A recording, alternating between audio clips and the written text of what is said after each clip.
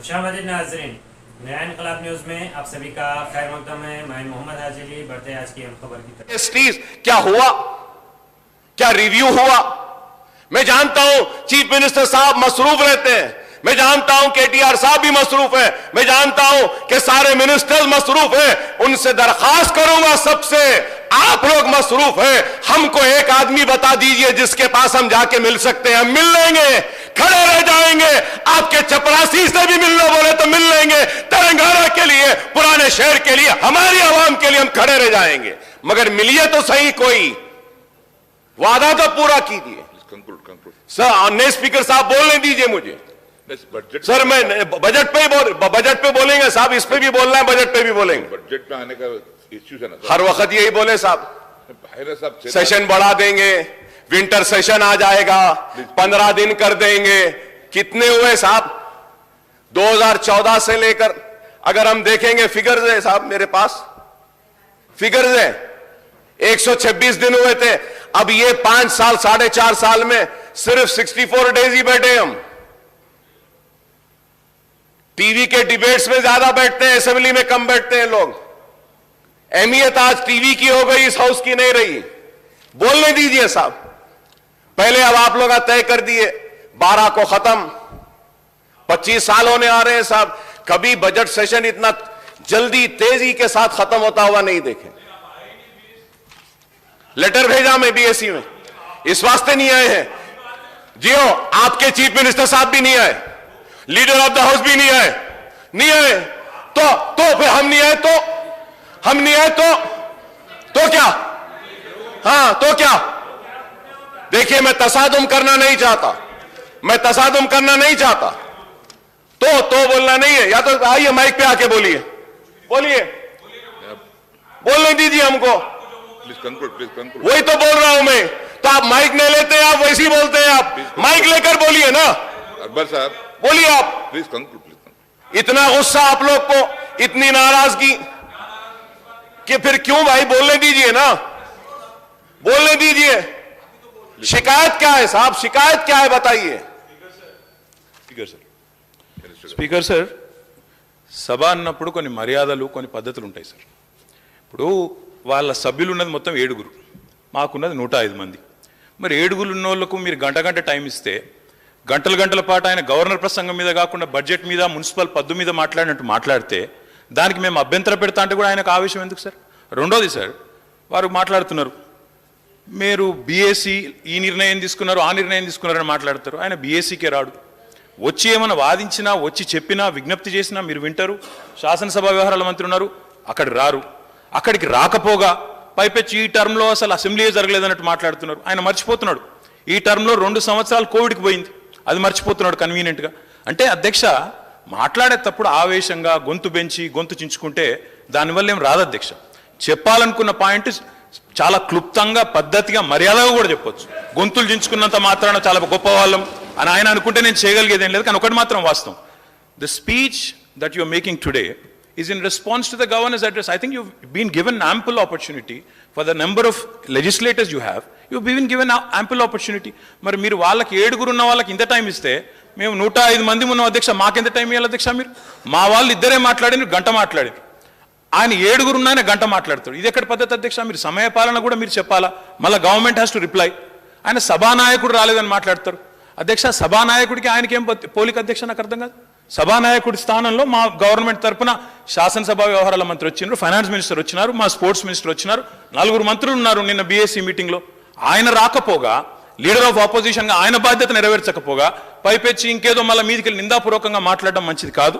मैं अकबर साहब से भी रिक्वेस्ट करता हूं, आप आज गवर्नर स्पीच पे आपकी सजेशन, आपके इनपुट, आपके जो भी कमेंट्स है आप दे रहे हो, उस बात पे गवर्नमेंट जरूर रिप्लाई करेगी. But to make sweeping remarks saying the government is not functioning, ministers are not available, ఇది మంచిది కాదు అధ్యక్ష, మంచి ధోరణి కాదు.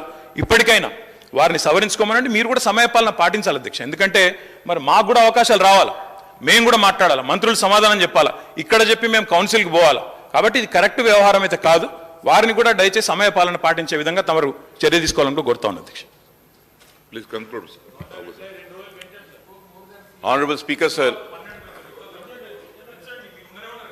Sir, Honorable Minister Saab, is a very learned man. He is also a senior man, very qualified, well educated.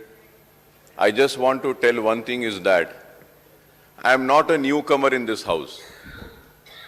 And it is not for the first time that I am speaking here. I have spoken in Andhra Pradesh Legislative Assembly several times on vote of thanks for the governor's address also. And it is not that the first time or in this Telangana state being in number 7 or with 7 numbers we are being given or allotted 1 hour or 40 minutes. No, sir. You can go and check the records. Always in Andhra Pradesh Legislative Assembly also, the MIM party has been allotted good number of times and opportunity and longer time to speak. It is not the first time. आप 107 हैं, जरूर आप लीजिए, 2 दिन बात करिए, एतराज नहीं है इस बात पर। एतराज इस बात पे है कि टॉलरेंस लेवल किसका कितना है। आपका टॉलरेंस लेवल ही कम होते जा रहा है, टॉलरेट ही नहीं करना चाह रहे। हां, अगर अकबर ओवैसी यहां खड़े रहकर 1 घंटा तारीफ करेगा तो और 1 घंटा बोलेंगे। देखिए, अरे देखिए, हेल्दी डेमोक्रेसी में एक दूसरे को सुनने की ताकत भी होनी चाहिए। अकबर साहब, तनकीद को भी सुनना चाहिए, जब ही डेमोक्रेसी मजबूत होती है। नहीं, अकबर साहब, There was a time when I used to speak, Roshea Saab was the finance minister, I used to criticize the government. He used to get up from his chair and come and tell me, Mr. Owaisi, you have spoken well. Very good young man, he used to say. I have seen so many chief ministers. Please conclude. और मैं यहाँ खड़े रह के बोल, आपने कहा कि अकबर साहब BSc में नहीं आए। Sir, honorable speaker, sir, मैं Sir. नहीं, I'm not yielding, sir. Let me complete, sir. Let me complete. I'm not yielding, sir. Let me complete. Sir. Let me complete, sir. Then I'll give you an opportunity. Sir, Akbar గారు ఇప్పటికైనా కానీ governor ప్రసంగం మీద మాట్లాడమని సూచించండి sir. ఇంకా వాళ్ళతో మాట్లాడుతూ పోతే మేము కూడా ఆయన చూసినాం సార్. మేము ఆయన వారు సభ్యులుగా ఉన్నప్పుడు రోషే గురించి మాట్లాడుతున్నారు, వాళ్ళ గురించి మాట్లాడుతున్నారు. వారు చాలా బాగా మాట్లాడేది. ఈ మధ్యలో వారికి కూడా కోపం ఎక్కువస్తున్నారు అధ్యక్ష. అప్పుడు చాలా బాగా మాట్లాడేది. ఎందుకో వారికే కోపం ఎక్కువస్తుంది, మాకు రావట్లేదు కోపం. आपको गुस्सा ज्यादा हो रहे, हम नहीं हो रहे। आपको टॉलरेंस कम हो रहे, हमको नहीं हुआ। जिसपे ऊपर आप गुस्सा आना है उस पे ऊपर आइए। आप हमारे ऊपर गुस्सा है तो क्या आता है। దయచేసి అధ్యక్ష గవర్నర్ ప్రసంగం మీద మాట కంక్లూడ్ చేయమని రిక్వెస్ట్ చేస్తున్నాం వాళ్ళకి। साहब, आप सीनियर आदमी हैं। साहब, आप जब बोलते हैं तो मैं जवाब नहीं देना साहब। नहीं, बार आपको बोलना जरूरत नहीं पड़ता। सर देखिए साहब, अब अगर मिनिस्टर साहब उठ के बोलेंगे मैं जवाब नहीं देना। नहीं साहब, आप सीनियर मोस्ट आदमी हैं। आप जो भी बोले आप तारीफ करें। अकबर साहब, तो मुझे भी आपकी तारीफ करने दीजिए पलट के। अकबर साहब, एक भी आप पे करने का नहीं। आप अच्छा बात कर रहे हैं। गवर्नर स्पीच के ऊपर जो पहला आप जो कोर्ट की अच्छा किए, मैं भी तारीफ करता हूं। फिर भी आप सीनियर मेंबर है, आप पूरा जानते हैं। Please kindly cooperate. नहीं सर, मैं एक ही बात बोलना चाह रहा हूं। मिनिस्टर साहब ने कहा कि अकबर साहब आप BSc में नहीं आए। सर, मैं नहीं आया हूंगा, क्या मेरा रिप्रेजेंटेशन आप तक गया नहीं गया? कितने दिन असेंबली करना हम बोले या नहीं बोले लेटर में? कौन से इश्यूज को टेकअप करना बोले या नहीं बोले? शायद मिनिस्टर साहब को नहीं मालूम, उनको भी कॉपी भेज देता हूं। आप बोलिए साहब, हम क्या बराबर वहां पे अपना रिप्रेजेंटेशन दिए या नहीं दिए सर? दिए सर या नहीं दिए सर? सर हम दिए, बराबर दिए। हम नहीं भी आए तो हमारे मसाइल को रखे। हम नहीं भी आए तो क्या मसाइल को उठाना है वो भी हम बोले। हम नहीं आए तो उसकी वजह भी बोले। आप बोल रहे हैं कि आप नहीं आए। प्लीज, हाँ, हम बराबर भेजे अपने मसाइल। Please conclude. मैं कर रहा हूं सर, मैं अब इसमें कंक्लूड कर रहा हूं। प्लीज। ये लोग के पास में एक सबर नहीं है साहब कि खामखा के उलझना चाहते हैं। हम बार बार बोलते रहे GST से तेलंगाना का नुकसान होगा, नहीं होगा। अकबर साहब बेफिक्र रहिए, डिवोल्यूशन ऑफ फंड्स में हमको कम आएंगे पैसे। चीफ मिनिस्टर साहब ने उठकर कहा अकबर साहब आप बेफिक्र रहिए, नहीं आएंगे। आज हो रहा है। हमने डिमोनेटाइजेशन पे उठकर खड़े रहकर मैंने कहा, सीएम साहब ने कहा नहीं, अकबर साहब नहीं, आप बेफिक्र रहिए, नहीं होगा। और प्राइम मिनिस्टर को ऐसा नहीं बोलना चाहिए डिमोनेटाइजेशन अच्छा है बोले। हम बोले नहीं, आप भरोसा मत करिए इन पर, ये कभी भी साथ छोड़ देंगे नहीं। आप नहीं अकबर साहब, हम बराबर करेंगे। अब उसके बाद में वाइस प्रेसिडेंट के इलेक्शन में आपने साथ दिया, प्रेसिडेंट इलेक्शन में आपने साथ दिया बीजेपी का, लेकिन बीजेपी ने क्या किया आपके साथ, क्या किया बताइए। आगे बात करेंगे, टाइम है। आप हाँ साहब, मैं वही तो बोल रहा हूं। प्लीज कंक्लूड ऑन द, मैं गवर्नर के स्पीच में जा रहा हूं सर। Please conclude. मैं उससे हट नहीं रहा हूं। अब उठ के अगर बोल रहे हैं तो मुझे जवाब तो देना पड़ेगा। दे दिए देना पड़ेगा ना साहब मुझे।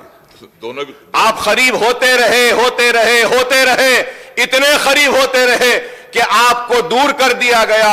आज दूर हो गए तो वो बुरे हो गए। अरे हम यही बात कह रहे थे कि इतना करीब ना जाइए। खैर, इसके साथ ही साथ मैं मुबारकबादी देता हूं चीफ मिनिस्टर साहब को, टीआरएस पार्टी को भारत राष्ट्र समिति बनने पर, कि तेलंगाना का राष्ट्र हो गया, अब आप भारत का राष्ट्र करने निकले हैं, आपको मुबारकबादी देता हूं। मगर उसके साथ ही साथ यह भी जरूर कहूंगा कि इस बात का भी ख्याल रखिए कि हम जब गए तो हमको बी टीम बोले, नहीं मालूम अब आपको कौन सी टीम बोलेंगे, नहीं मालूम कि आपको कौन सी टीम बोलेंगे।